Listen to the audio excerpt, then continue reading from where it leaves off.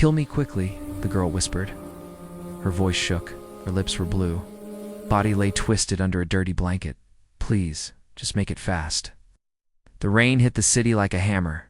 David Hale pulled his hood lower as he walked through. The streets of Nextoria. Gray armor covered his body, old and scratched from too many jobs on too many worlds.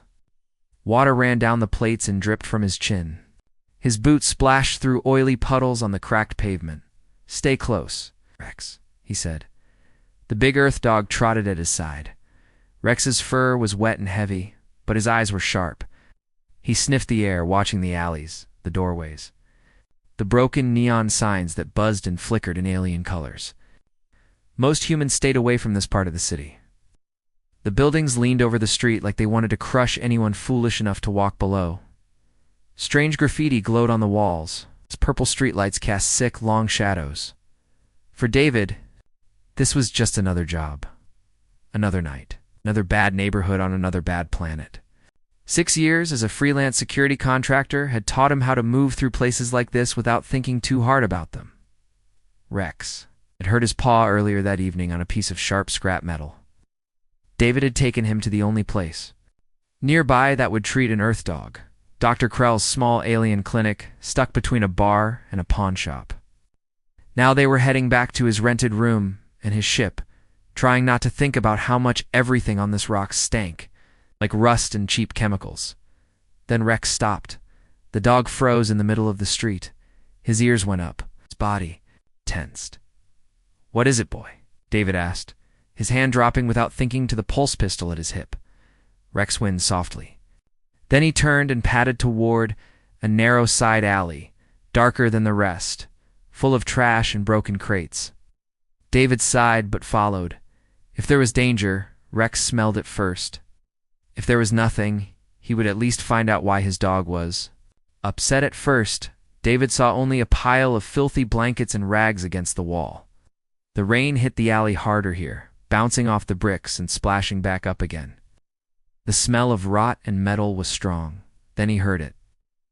From under the gray blanket, "Please," it whispered, "kill me quickly." David stopped in his tracks. The voice was young, female. Full of pain, he lowered himself onto one knee, ignoring the dirty water soaking into his armor's joints. "I'm not going to kill you," he said. "Who are you? Don't lift the blanket," she gasped. "Just end it. I can't stand it anymore." Rex moved closer and sniffed at the bundle. His tail wagged once, carefully, like he could smell fear but also something gentle under it. He gave a soft whine and licked a small blue hand that stuck out from under the blanket.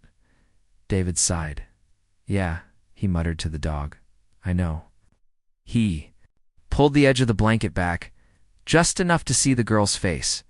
Her skin was pale blue, like the sky before dawn. Her silver hair was dirty and tangled, spread around her like dull metal on wet stone. Her features were almost human, but not quite. Her eyes were larger, glowing faintly in the dim light. Lines along her temples showed ridges under the skin. Every breath she took seemed to hurt. "Everything is broken," she whispered, staring up at him. "Every bone. I can feel it. Please, kill me quickly." David looked down at her and felt his stomach twist. Even through the blanket, even through his armor, he could see it now. The strange angles under the cloth. The way her chest rose and fell in short, shallow gasps. She wasn't lying. Her body really was broken. Maybe the smart thing, the easy thing, was to walk away. This wasn't his problem. This wasn't his planet. He was tired. He was paid to protect cargo, not save strangers. But as the rain beat down and Rex licked her fingers again, David knew he wasn't going to do that. He pulled the blanket gently back over her face to shield her from the rain. "I'm not killing you," he said quietly. "I'm taking you to get help." Her eyes went wide with fear. "No hospital," she said, her voice cracking. "They'll find me. Now take me back, please. Not a hospital." "I know someone," David said. "It's not pretty. He's not friendly, but he's good with broken bodies." He slid his arms under her. Even through his armor, he could feel how wrong her body was. Bones bent at angles that made no sense. Places that should have been hard felt soft. She cried out as he lifted her, the sound cutting through the rain and the noise of the city. "I'm sorry," he said. "I'll be as gentle as I can." Rex walked at his side as he carried her back toward Dr. Krell's clinic. The dog stayed close to the girl, ears twitching, watching every doorway and shadow. As David moved through the streets with the broken girl in his arms, he felt something shift deep inside. For years he had told himself that he was just doing a job, just taking contracts, just surviving. Now, holding this fragile, alien life, hearing her try not to scream with every step, something old woke up in him again. Maybe it was compassion. Maybe it was just the way his parents had raised him on Earth before the war.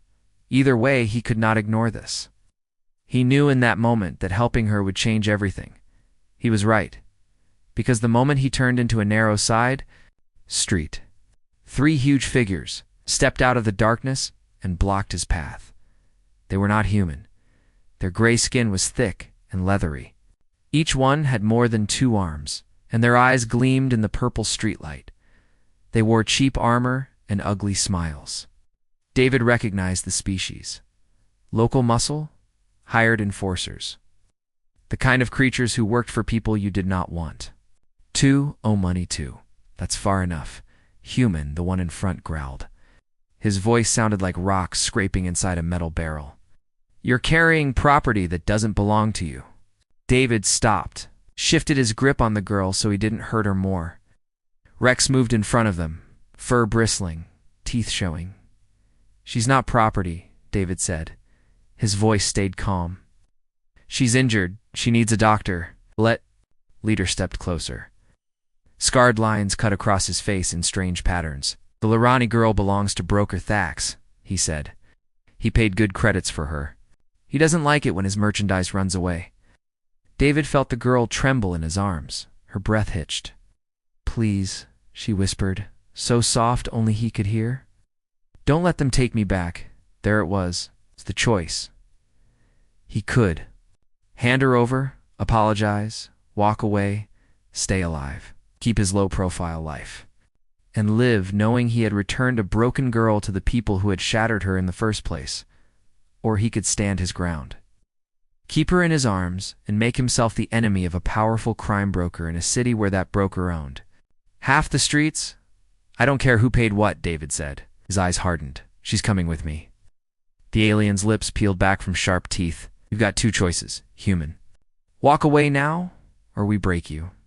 Take her and deliver what's left of you to Thax." "He pays extra for heads," Rex growled, deep and low. David carefully set the girl down against the wall, still wrapped in the blanket. "Rex guard," he said. The dog moved at once, standing over her. Teeth bared at the 3 enforcers. David straightened. The armor on his shoulders hummed as its power systems came online, boosting his strength. He pulled a metal baton from his belt. It extended with a sharp snap. "I've got a 3rd choice," he said. "You walk away now, and you don't go back to your boss in pieces." They laughed at him. It's 1 human against 3 of them. 1 man against a crime lord's hired killers. In a city far from home with no one to help him. But David knew something they didn't. He knew what would happen to the girl if he gave her up.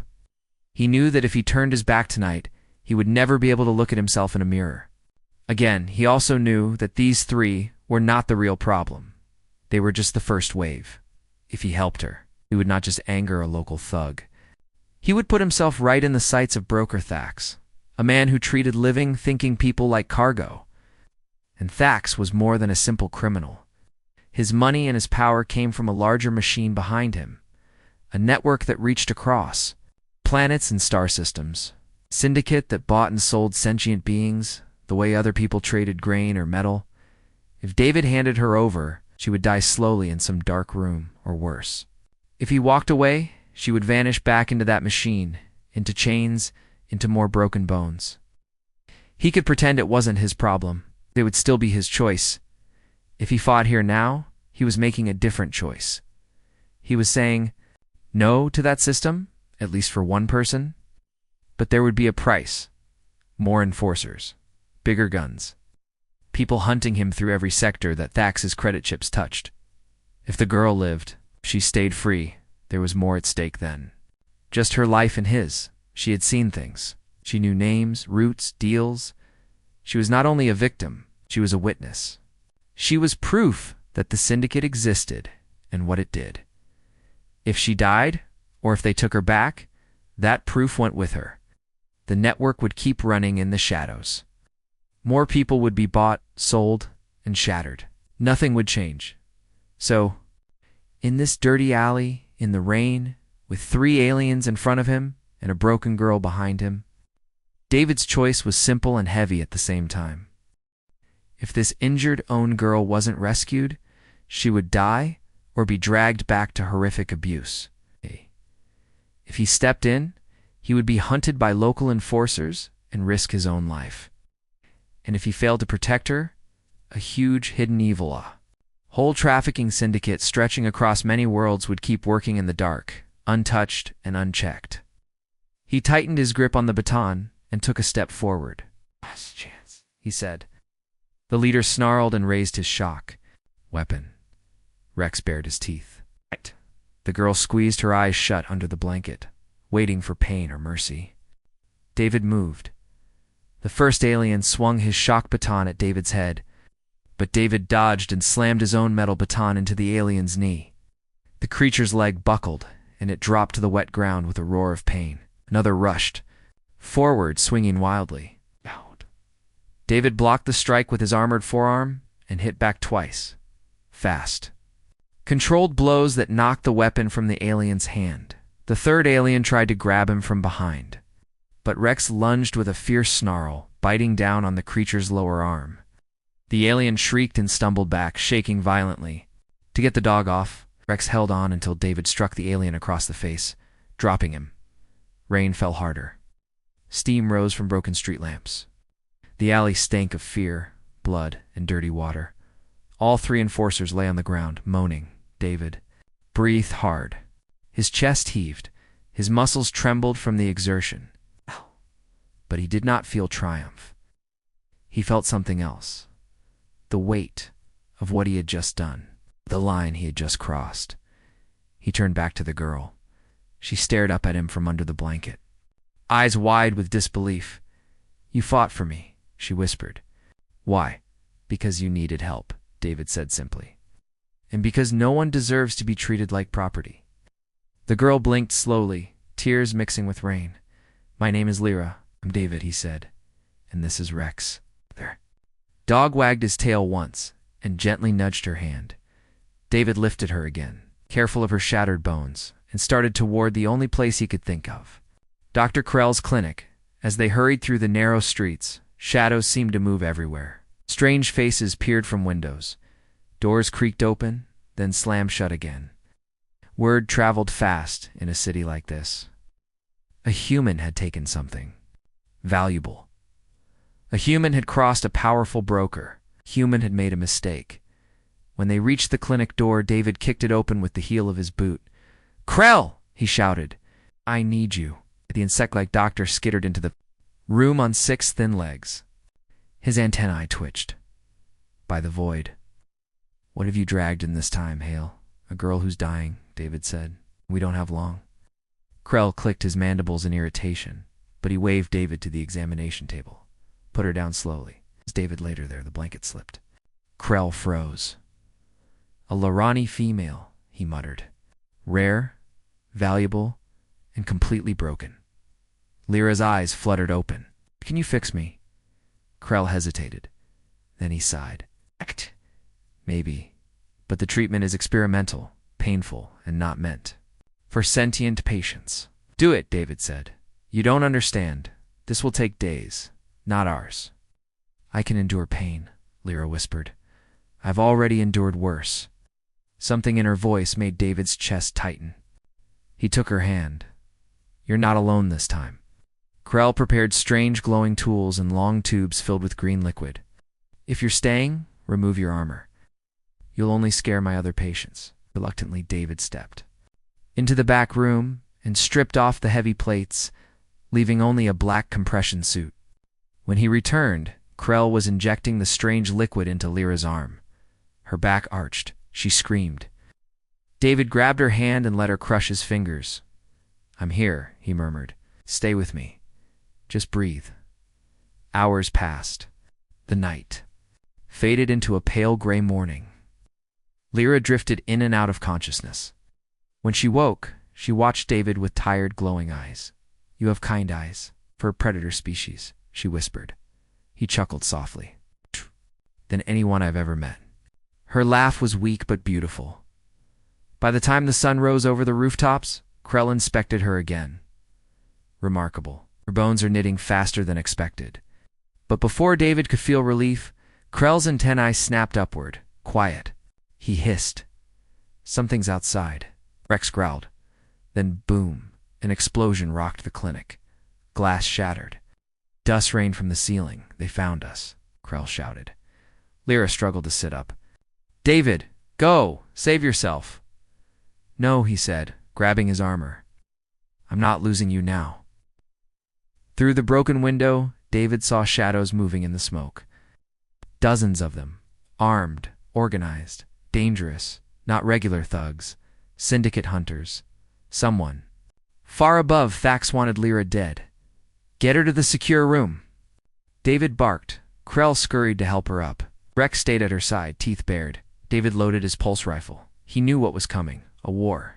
And this time, he wasn't fighting for a contract. He was fighting for Lyra. For the truth she carried. And for something he hadn't felt in years, hope. The clinic shook again as another explosion hit the far wall. Metal screamed. Glass shattered. Smoke poured inside. "They're coming through all sides," Krell cried. David pulled on his armor in seconds. Plates locked into place with heavy clicks. The familiar weight settled over his body like an old promise. Rex stood in front of Lyra. Growling at the smoke, David checked his pulse rifle. "Krell, where's the back exit?" "Maintenance tunnel under the floor," Krell said, "but they will be waiting." Lyra pushed herself up on trembling arms. Her bones were still weak, but her eyes were clear now, strong. "I can feel them," she whispered. "So many minds. Cold hunting." David looked at her sharply. "You can feel them?" She nodded. "Since the treatment started, something changed.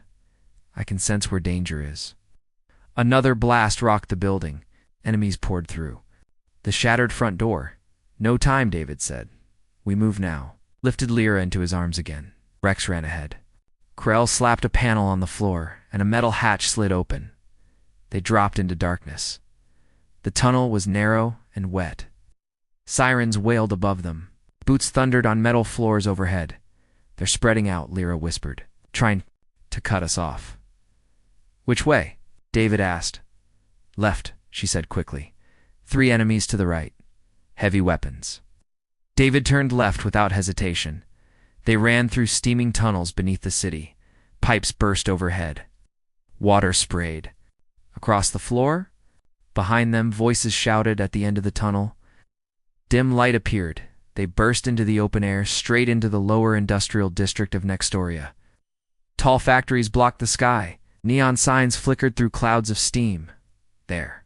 Everywhere," Krell cried. Lyra closed her eyes tightly. Her face tightened with effort. "Not everywhere. There's a path, narrow, but open." David trusted her completely now. They ran. Enemies appeared at intersections, but Lyra warned him seconds before each ambush. David fired first every time. Rex attacked without fear. They moved like one body through the chaos. At last, the spaceport rose before them. David's ship, the Pathfinder, waited on the far side of the landing field. But Lyra suddenly stopped. "He's here," she said. "Who?" David's jaw tightened. On the open platform ahead stood Broker Thax himself, surrounded by guards in black armor. His pale eyes shone with calm confidence. "You should have stayed in the alley, human," Thax called. "This ends now." Lyra stepped forward. David grabbed her arm. "No, he wants me alive," she whispered. "He wants you dead. I can buy you time." Before David could stop her, she walked forward with her hands raised. Thax smiled. "Smart girl." Moved to restrain her. That was when David opened fire. 2 guards fell instantly. Chaos erupted. David ran straight into the fight. Lasers burned across the ground. Explosions shook the platform. Rex leapt at enemies twice his size. Krell fired a stolen weapon wildly from behind cover. Lyra broke free, using what David had taught her, a sharp strike to a nerve point. Another guard fell. Thax backed toward his ship, calm even as the battle raged. "Kill him," shouted David. Chased Thax onto the loading ramp. They faced each other only meters apart. Thax raised a small device. "If I die, my entire syndicate will hunt you across the stars. Dead man's switch. You shoot. You both die later." David froze. Lyra stepped. Beside him, her eyes glowed faintly. It's telling the truth. Silence fell between gunfire bursts. Then David smiled. "Good." He shot the control panel behind Thax. The ramp slammed shut. Thax was trapped. David tackled him to the ground. Rex pinned one of the last guards. Lyra disabled the final enemy with a clean strike. Minutes later, Thax sat bound in his own ship. David forced open the data core. "Entire syndicate database," he muttered. "Routes, buyers, payments, politicians." Lyra linked it to the ship's transmitter, sending it to everyone, she said. Human authorities, Lorani leadership, news networks. Dax screamed in rage as the transmission completed. "You've destroyed everything." "No," Lyra said calmly. "You destroyed it yourself."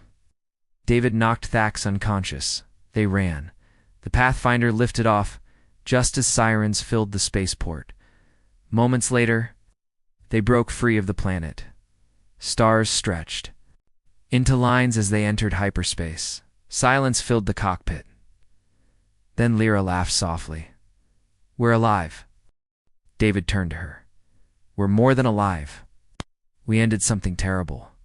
She touched his armored chest. He lifted the blanket. He pulled her into his arms, and I'd do it again. Days later, at a quiet human outpost, officials swarmed the station. The syndicate collapsed across 3 sectors. Arrests happened everywhere. David watched the stars through the viewport. Rex lay at his feet. Lyra stood beside him. "What will you do now?" she asked. "I was thinking." David said the Pathfinder could use a navigator. Someone with special senses. She smiled. "You offering me a job?" "I'm offering you a future. With me." Her skin glowed softly as she embraced him. "Then I choose you." They stood together as hyperspace carried them toward a new life. A broken girl who once begged for death. A man who chose compassion. A dog who trusted first. And a future born from one simple choice in a dark alley.